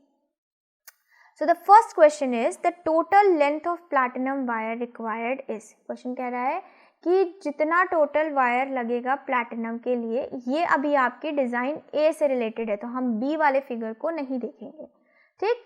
सो आपका जो फर्स्ट फिगर था यानी कि जो ए था इसमें आपका डायमीटर कितना दिया गया था, 28 मिलीमीटर, ठीक है। वायर भी यूज़ किए गए हैं जो 4 डायमीटर्स बना रहे हैं, तो वायर भी याद रखिएगा, ठीक है। प्लैटिनम वायर है, प्लैटिनम वायर सर्किल की शेप का है जिसका डायमीटर 28 मिलीमीटर है, ठीक है। सो अगर आपका डायमीटर 28 मिलीमीटर है स्टूडेंट्स, तो यहाँ से आपका रेडियस क्या हो जाएगा, यहाँ से आपका रेडियस हो जाएगा 14 मिलीमीटर, ठीक है। 14 मिलीमीटर क्या कोई ऑप्शन है, बिल्कुल नहीं है। क्यों नहीं है, क्योंकि अभी तो हमने टोटल लेंथ निकालना है ना। टोटल लेंथ निकालने के लिए आपको क्या निकालना पड़ेगा, सर्कमफ्रेंस। तो सर्कमफ्रेंस क्या हो जाता है, 2 पाई r, तो 2 मल्टीप्लाई 22/7 मल्टीप्लाई 14, इसको मल्टीप्लाई कर लेंगे, ये क्या हो जाएगा 88 मिलीमीटर, ठीक है, ये आया। प्लस आपके 4 वायर्स जो बने थे, ठीक है, यहाँ पे देखिए ये आपके जो 4 वायर्स बने हैं ये भी तो प्लैटिनम के बने हैं और ये क्या कर रहे हैं, ये आपके सर्किल को 8 इक्वल पार्ट्स में डिवाइड कर रहे हैं। तो अगर आपका डायमीटर 28 मिलीमीटर एक था तो सारे डायमीटर के लिए आप क्या करोगे, 28 को 44 से मल्टीप्लाई कर दोगे, तो ये क्या आ जाएगा आपका, ये आपका आ जाएगा 112। अब इसको भी तो ऐड करना है बिकॉज ये भी तो प्लैटिनम का बना था, इसको ऐड कर दीजिए इसमें। फाइनल आंसर क्या आया, 10, ये हो गया 10 200 मिलीमीटर, यानी कि ऑप्शन नंबर बी आपका राइट ऑप्शन होगा। ओके, नेक्स्ट क्वेश्चन पे आ जाते हैं, next part. Area of each sector of earring is, हर सेक्टर का अब एरिया निकालिए। तो भाई 8 पार्ट्स में डिवाइड हो रहा है, टोटल सर्किल आपका कितने डिग्री का होता है, 360 डिग्री का होता है। तो एक पार्ट कितने डिग्री का हो गया, एक सेक्टर की बात करें हम तो 8 से डिवाइड कर लीजिए, ठीक है। ये कितना हो जाएगा, ये हो जाएगा 445 डिग्री का, ठीक। अब आपको एक सेक्टर का एरिया निकालना है, तो एक सेक्टर का एरिया निकालने के लिए क्या करेंगे, थीटा, यानी कि थीटा आपको मिल गया 45/360 degree multiply 22/7 R square. R तो आप निकाल ही चुके हो, क्या है 14, सो 14 मल्टीप्लाई 14। इसको सॉल्व कर लीजिए, ये हो जाएगा 2, इसको सॉल्व कर लीजिए 9 72 9 8, ठीक है। अब ये 2 से आपका ये डिविजिबल है, now again it is divisible 11 times, again 7, so 7 multiply 7, ये हो गया आपका option number C right option, 77 centimetre square. Okay, next part आपका डिजाइन बी से रिलेटेड है। क्वेश्चन क्या कह रहा है, क्वेश्चन सबसे पहला क्वेश्चन कह रहा है आपका आउटर पार्ट ऑफ प्लैटिनम का सर्कमफ्रेंस बताइए। सो बैक टू फिगर, अभी हमने इनर पार्ट का सर्कमफ्रेंस देखा 88। सो अगर ये 88 सर्कमफ्रेंस इनर का है तो हम पहले यहाँ से रेडियस निकाल लें 2 pi r, just a second, 2 pi r, ठीक है। सो रेडियस क्या हो जाएगी 88, रेडियस हो जाएगी आपकी 88 अपॉन 2 मल्टीप्लाई 22/7। तो ये आपका 2 टाइम्स डिविजिबल है, रेडियस आ गई आपकी 14। सो अगर अंदर वाली रेडियस आपकी 14 है और ये 7 है तो बाहर वाला आपका कितना आ गया स्टूडेंट्स, बाहर वाला आ गया 21 मिलीमीटर। तो जब आपकी 21 मिलीमीटर रेडियस है तो सर्कमफ्रेंस आप बहुत इजीली निकाल सकते हैं। क्या फॉर्मूला होता है सर्कमफ्रेंस का, 2 पाई आर ही तो होता है। सो 2 multiply 22/7 multiply 21, okay. So multiply this, कि आपका 7 से डिविजिबल है 3 टाइम्स, सो ये हो जाएगा आपका 132 सेंटीमीटर, सॉरी मिलीमीटर, यानी कि option number D. Now fourth part, difference of areas of platinum and silver part. So ये क्या है, एक सर्किल कोसेंट्रिक रिंग सी तो बना रहा है और उसका एरिया का फॉर्मूला क्या होता है आपका, होता है pi capital R square minus small R square, ठीक। सो पाई आपका क्या है, पाई की वैल्यू रखने की ज़रूरत नहीं बिकॉज सारे ऑप्शंस आपके पाई में अवेलेबल हैं। तो पाई कैपिटल आर है 21, इसका स्क्वायर हो जाएगा 441, ठीक है। स्मॉल आर आपका क्या है 14, उसका स्क्वायर हो जाएगा 196। सब्ट्रैक्ट कर दीजिए, कौन से ऑप्शन में 5 आ रहा है, ठीक है। 11 - 6 5 आ रहा है, मतलब कौन से ऑप्शन में, इस वाले में आ रहा है, इसका मतलब यही आपका फाइनल ऑप्शन हो जाएगा। सॉल्व करने की ज़रूरत नहीं बिकॉज किसी और ऑप्शन में तो यूनिट डिजिट 5 आ नहीं रही है, correct. Now last part of this case study first, a boy is playing with brooch B, he makes revolutions with it along its edge। B वाला जो डिज़ाइन है आपके एयरिंग का, उससे बॉय क्या कर रहा है, प्ले कर रहा है, उसकी एज के अलॉन्ग उसे रिवॉल्व कर रहा है, ठीक है, लाइक ऐसे थ्रो कर देना। So how many complete revolutions must it take to cover 168 millimetre pi millimetre. Question पूछ रहा है कितने कंप्लीट रिवॉल्यूशंस लगेंगे अगर 168 पाई मिलीमीटर की वो डिस्टेंस कवर करे। सो स्टूडेंट्स हमने पढ़ रखा है कि जब भी कोई व्हील 1 रिवॉल्यूशन कंप्लीट करता है तो वो अपने सर्कमफ्रेंस के बराबर कंप्लीट करता है। तो यहाँ से हम 1 रिवॉल्यूशन की डिस्टेंस निकाल लें, क्या हो जाएगी 2 multiply by 22/7 multiply R. B की रेडियस आपको पता थी, क्या पता थी, देखिए बाहर वाले के रेडियस लेंगे, क्यों, क्योंकि रिवॉल्व तो बाहर वाले सर्किल से करेगा ना, अंदर से तो करेगा नहीं। सो बाहर वाले की रेडियस क्या हो गई 21, ठीक है। इसको आप सॉल्व कर लेंगे, क्या आंसर आया आपका, ये आपका आया 132 मिलीमीटर, ठीक।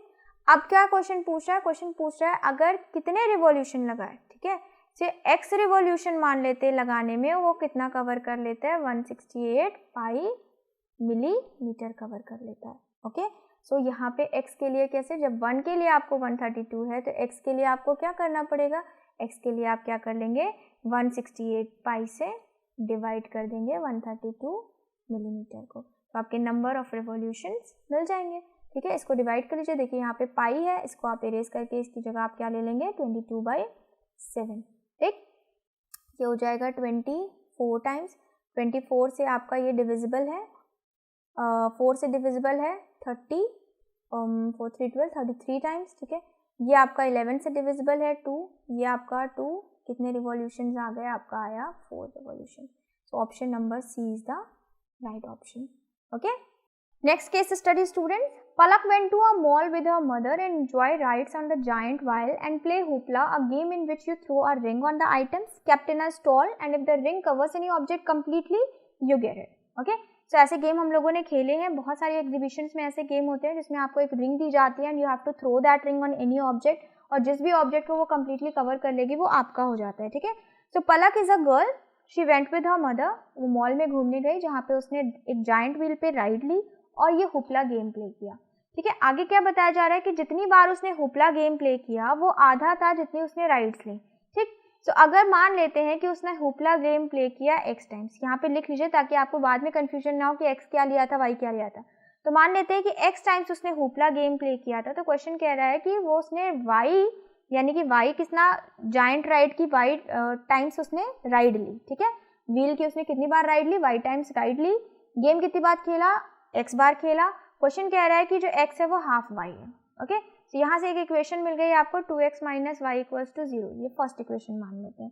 आगे क्वेश्चन कह रहा है कि जो राइड के पैसे थे वो 3 थे, तो अगर उसने राइड y टाइम्स ली तो मल्टीप्लाई करना पड़ेगा आपको पैसे, भाई अगर आप एक पेन 10 रुपीज़ का लाते हो तो 2 पेन के लिए मल्टीप्लाई करोगे, सो वैसे ही अगर एक राइड के 3 रुपए हैं तो y राइड के लिए कितने हो जाएंगे, 3y हो जाएंगे, ठीक है। और गेम के लिए कितने हैं, 4 है तो 4x हो जाएंगे, और टोटल उसने कितने पैसे खर्च किए, 20 रुपीज़ खर्च किए। सो ये आपकी 2 इक्वेशंस हो गए, ठीक है। अब हम चलते हैं अपने क्वेश्चंस पे। क्वेश्चन क्या कह रहा है कौन सी इक्वेशन अलजेब्रिकली रिप्रेजेंट कर रही है, कौन सा ऑप्शन रिप्रेजेंट कर रहा है, तो फर्स्ट ऑप्शन आपका रिप्रेजेंट कर रहा है, आप चेक कर लीजिए, 3x plus 2x minus Y equals to 0। तो यहाँ पे 2x माइनस, सॉरी देखिए यहाँ पे 2x माइनस वाई इसलिए नहीं है स्टूडेंट्स क्योंकि हमने गेम के लिए क्या लिया, देखिए यहाँ पे हमने गेम के लिए लिया है x और जायंट राइड के लिए y, बट ऑप्शन के हिसाब से हम क्या देख रहे हैं, इन्होंने हमारा जस्ट अपोजिट लिया हुआ है। तो हम भी क्या करेंगे, अपने x और y को बस रिप्लेस कर दें, ठीक। हमने क्या लिया है यहाँ पे 2x माइनस वाई, तो हम इसको क्या कर दें 2y माइनस एक्स। यहाँ पे 3y प्लस 4x लिया हुआ है तो आप इसको 3x प्लस 4y कर दीजिए, बिकॉज क्वेश्चन ने जो यहाँ पे इन्होंने एज्यूम किया वो हमारा उल्टा एज्यूम किया, तो हम उल्टा कर देंगे अपने वेरिएबल्स को। सो फर्स्ट ऑप्शन आपका राइट है। Graphically if the pair of 7, graphically if the pair of equations intersect at one point then the pair of equation is, question कह रहा है अगर हम इन दो इक्वेशन जो हमने बनाई इनका ग्राफ ड्रॉ करते हैं तो ये कैसा होगा, ये दो पेयर ऑफ इक्वेशंस होंगी, ये कंसिस्टेंट होंगी, इनकंसिस्टेंट होंगी, या कंसिस्टेंट और इनकंसिस्टेंट, या नॉन ऑफ दिस। देखिए ये ऑप्शन तो बिल्कुल नहीं हो सकता, या तो कंसिस्टेंट होती है या इनकंसिस्टेंट, ठीक। सो बचे हुए आपके हो गए 3 ऑप्शन। अब कंसिस्टेंट कब होती है, जब हमें पता होता है जब हमारा सोल्यूशन क्या होता है, यूनिक होता है, ठीक है। इनकंसिस्टेंट कब होती है, जब हमारे सोल्यूशंस आपके क्या होते हैं, यूनिक के अलावा आपके जो बचे हुए 2 सोल्यूशंस हो गए जो कि हैं आपके infinite solutions and infinite many solutions, ठीक है। सो यहाँ पे आपका क्या हो जाएगा, हमें पहले क्या करना पड़ेगा, अब इनफाइनाइट पता करने के लिए, यूनिक पता करने के लिए हमें इनके रेशियो लेने पड़ेंगे जो हमने पेयर ऑफ लीनियर इक्वेशन में पढ़ रखा है, ठीक है। तो यहाँ से हम क्या करेंगे, a1/a2 ले लें, a1/a2 लेंगे तो ये आपका आएगा 1/3, b1/b2 ले लें, b1/b2 लेंगे तो ये आपका आएगा -2/4, ठीक है। इसको सिंप्लीफाई कर लें तो ये आया -1/2। क्या a1/a2 का रेशियो b1/b2 के रेशियो के बराबर आ रहा है, नहीं बराबर है, दे आर नॉट इक्वल। सो ये कब होता है स्टूडेंट, ये तब होता है जब हमारी लाइंस कहीं पे इंटरसेक्ट कर रही हूँ और यूनिक पॉइंट पे कर रही हूँ, यानी कि एक ही जगह इंटरसेक्ट कर रही हूँ, और जब हमारा सोल्यूशन यूनिक होता है तो वो क्या होता है, कंसिस्टेंट होता है। So option A is the right option. Next question, दोनों लाइंस का पॉइंट ऑफ इंटरसेक्शन निकालिए। तो दोनों लाइंस का पॉइंट ऑफ इंटरसेक्शन निकालने के लिए आप दोनों इक्वेशन को साइमल्टेनियसली सॉल्व कर दीजिए, ठीक है। साइमल्टेनियसली सॉल्व करेंगे तो क्या होगा, देखिए साइमल्टेनियसली सॉल्व करने के लिए यहाँ पे हम कर लेते हैं ऊपर वाले पोर्शन में सी, या आप इसको क्या करें, आप इसको फर्स्ट इक्वेशन को 2 से मल्टीप्लाई कर दें, तो ये हो जाएगा 2x minus 4y equals to 0, okay. दूसरी इक्वेशन क्या है, 3x plus 4y equals to 20। मैंने क्यों किया, क्योंकि मैं यहाँ पे एलिमिनेशन का इस्तेमाल कर रही हूँ, 4y आपका सब्ट्रैक्ट हो जाए, तो ये हो जाएगा 5x is equals to 20। So x यहाँ पे आया आपका 4, ठीक है। कौन से ऑप्शन में 4 अवेलेबल है, सो 2 ऑप्शन है, यानी कि y भी निकालना पड़ेगा। सो y निकालने के लिए किसी भी इक्वेशन में आप रख दीजिए, क्या हो जाएगा 4 माइनस 2y इक्वल्स टू 0। सो यहाँ से आपका आ गया 4 इक्वल्स टू 2y, सो यहाँ से y आ गया 2, यानी कि 4 और 2 का कोऑर्डिनेट कौन सा वाला है, लास्ट ऑप्शन, यानी कि option number D is the right option, okay. Next question, question number 49, intersection point of the lines x minus 2y equals to 0 on x and y axis। Question कह रहा है अगर ये लाइन x और y axis पे intersect करती है तो इसका इंटरसेक्शन पॉइंट क्या होगा। देखिए कभी भी कोई कोऑर्डिनेट या कोई लाइन x को इंटरसेक्ट करेगी तो उसका y 0 हो जाएगा। सो कौन से ऑप्शन में, पहले ऑप्शन के लिए पहले x दिया है तो पहले वाले के लिए y 0 है, किस वाले में, इस वाले में भी 0 है, इस वाले में भी 0 है, ठीक है। लेकिन जब y 0 हो जाएगा तो x क्या होगा, ये भी तो चेक करना पड़ेगा। देखिए अगर y 0 हो गया तो ये 0 हो गया, इसका मतलब x क्या हो गया, 0, ठीक है। तो x के लिए अगर x एक्सिस को ये लाइन कट करती है देन उस केस में आपके दोनों कोऑर्डिनेट हो रहे हैं 0 0, y तो 0 हो गई, x भी 0 आ रहा है। इसी तरीके से y एक्सिस के लिए जब y को कट करेगी तो क्या हो जाएगा, x 0 हो जाएगा। अब यहाँ पे रख के देख लीजिए, क्या जब x 0 रख दे तो y कितना आ रहा है भाई, तब y 0 आ जा रहा है। इसका मतलब दोनों ही सूरतों में आपके पास कोऑर्डिनेट क्या आ रहा है, 0 0। तो ऑप्शन नंबर सी आपका क्या हो जाएगा, राइट ऑप्शन हो जाएगा, okay. Last question, intersection points of the line, ये आपकी लाइन है x and y axis, same है जैसे मैंने 49 बताया। जब आप x एक्सिस लोगे तो आप क्या करोगे, x एक्सिस के लिए कलर चेंज कर ले, x एक्सिस के लिए y 0 हो जाएगा। जब y को 0 रखोगे तो यहाँ पे हो गया 3x प्लस 0 बिकॉज मल्टीप्लाई होने पे 0 हो गया, इक्वल्स टू 20। अभी हम किसके लिए निकाल रहे हैं, x के लिए, तो x क्या आ गया 20/3। ठीक है, ऐसा कौन से ऑप्शन में अवेलेबल है, ऐसा आपके पहले ही ऑप्शन में अवेलेबल है, तो पहला ऑप्शन ही राइट हो जाएगा। भाई यहाँ पे है लेकिन y के लिए है, y के साथ तो ऐसा नहीं है ना, x के साथ होना है। फिर आप y चेक करना चाहो तो कर सकते हो, करोगे तो सेम ऑप्शन आएगा। क्लियर? सो ये आपके थे 50 क्वेश्चन सैम्पल पेपर 2 पे बेस्ड। ठीक है, जितने पॉसिबल जो लेवल है एग्ज़ाम का, अगर आप देखें तो हम लोग जो लेवल रख रहे हैं स्टूडेंट्स, वो आपका एग्ज़ाम के हिसाब से थोड़ा डिफ़िकल्ट है। बहुत सारे क्वेश्चंस हैं जिन्हें आप प्रैक्टिस करेंगे तो आपके एग्ज़ाम में जो क्वेश्चंस आने वाले वो आपको इजी लगेंगे, जो आप यहाँ पे देख रहे हो। ठीक है, जैसे ये केस स्टडी आप लोगों के लिए न्यू चीज़ है, बट मैंने 2 केस स्टडीज़ की ही सिर्फ वीडियो बना के रखी है, प्लस सारे सैम्पल पेपर में भी आपको केस स्टडी सॉल्व कराई जा रही है। तो अगर आपका कॉन्सेप्ट क्लियर हो जाता है केस स्टडी का तो इट्स वेरी गुड, आपके एग्ज़ाम के लिए आपका रिजल्ट बहुत अच्छा आएगा फिर। ओके, सो जितनी ज़्यादा से ज़्यादा है प्रैक्टिस करिए, बुक परचेज कर लीजिए, पहले से सैम्पल पेपर सॉल्व करके रख लीजिए ताकि जब मेरी वीडियो आए तो आप चेक कर सके जो सोल्यूशन में आपको डिफ़िकल्टी, आप उन सोल्यूशंस को खाली देख लो, बाकी आपको ना पूरा टाइम ना देना पड़े। ठीक है, जो आप खुद कर सकते हो वो आप खुद से कर लीजिए, जहाँ पे हेल्प की ज़रूरत हो वहाँ आप वीडियो की हेल्प ले लीजिए। ओके, सो बुक परचेज कर लीजिए, बुक आपके लिए बहुत हेल्पफुल होगी।